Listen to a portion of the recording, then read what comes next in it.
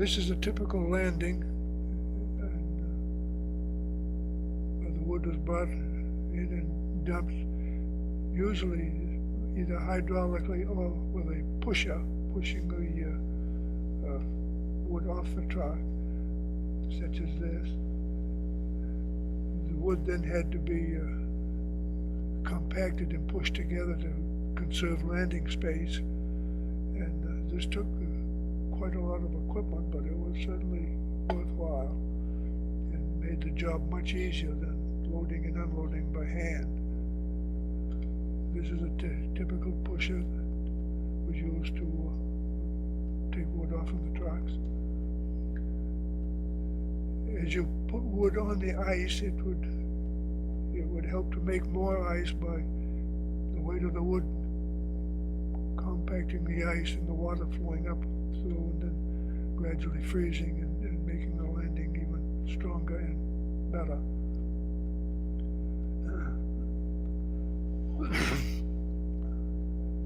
We didn't always put wood on the ice. We had to put it beside streams, and here to conserve space, we tried piling. This particular thing was to try piling the wood as high as we could, and it took a lot of equipment, but it made big piles that accomplished what we wanted, of saving landing space. This particular landing was used over and over for several years, and this is kind of typical of what it looked like. We tried not ever to pile wood all the way across the stream, because that would have created a dam and then generated more problems for us. We watched this pile very carefully in the spring as the ice began to leave the river and flow out, because it was frozen solid, and these piles were probably 50 feet high. This particular picture was of Churchill Dam, which was completed at this time. Earlier this had been used, and of course it's St. John water, and we didn't use it, but this was built by the state and is still in existence today for people that travel the Allegheny. This is back to our big wood pile, and the ice is gradually leaving the river, and hopefully it will continue to do so at a reasonable pace until we get ready to tear down the pile and start the wood down the river. This is breaking out a road that goes into one of this big landing, and it's so that we will dry up quicker and make travel easier for the crews when the drive really starts. This is a view of Big Bog Dam, and from this position you can't see it, but there's about 50,000 cords of wood on the ice up above, and this is just breaking in to open up the road, getting ready for the drive, hauling in tractors and equipment for that boat. This is a picture of a bateau, and although I don't think we had one, that I think Foreman just felt we should have a bateau on the river drive, and he always talked about getting one, and we would bring it in and tip it over and pitch it and get it ready, and I think it was just a more symbolic thing than anything else. This particular one was not taken on our drive. It was taken down on the Lower West Branch. I think the one bateau that we had finally, I believe, was donated to the Patton Lumberman's Museum. This is the river opened up, and the drive is now underway. That wood will gradually rattle out and go down the stream, and then we will help this process with a bunch of equipment. was a part of a small crew traversing it, looking after this job, and we'll be trying different things that we try to do to dismantle this big pile of wood.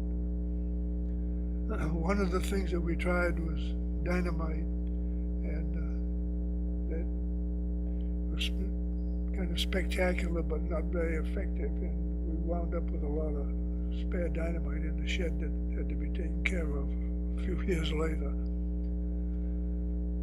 This is a process of the river tearing at the pile of wood and gradually cleaning it out, which we helped with the use of bulldozers. A couple of things that we tried to dismantle this pile was we ran with 2 bulldozers. We'd run a big cable up around the pile and hook onto it, but if we got a big pile of wood, it usually meant would create a wave across the river, and cause the bulldozer operators to pull themselves up off the seats to keep out of the ice cold water.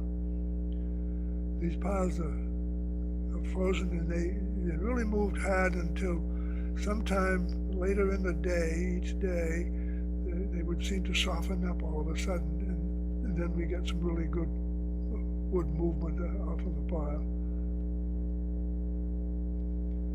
This is that 50,000 cards starting down from up above on Big Bog Landing.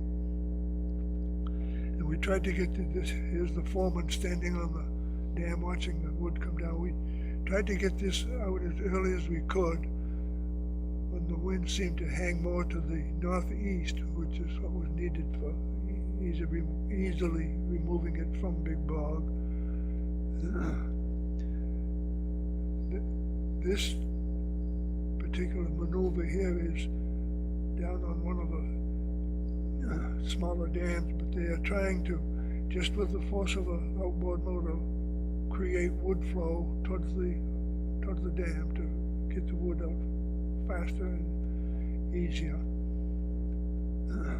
This is the outlet of Big Bog Dam, the wood coming through.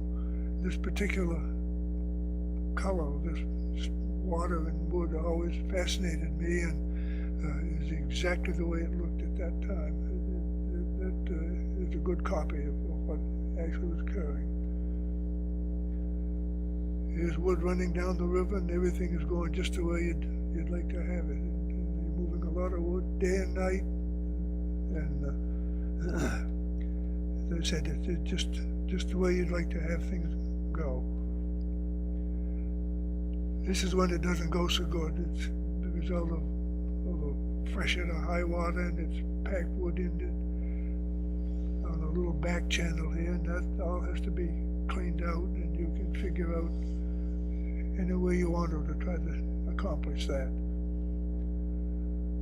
And this is, it went up on the shore, and still this is part of the clean-out detail that followed after one of these incidents of high water.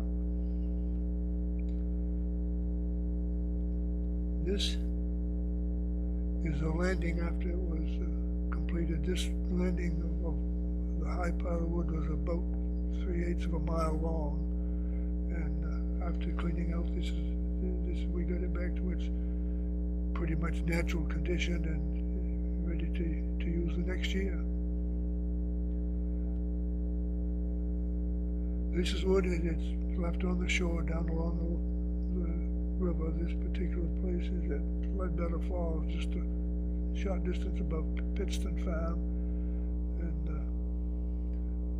this wood will be cleaned up as the crew brings down the rear of the drive.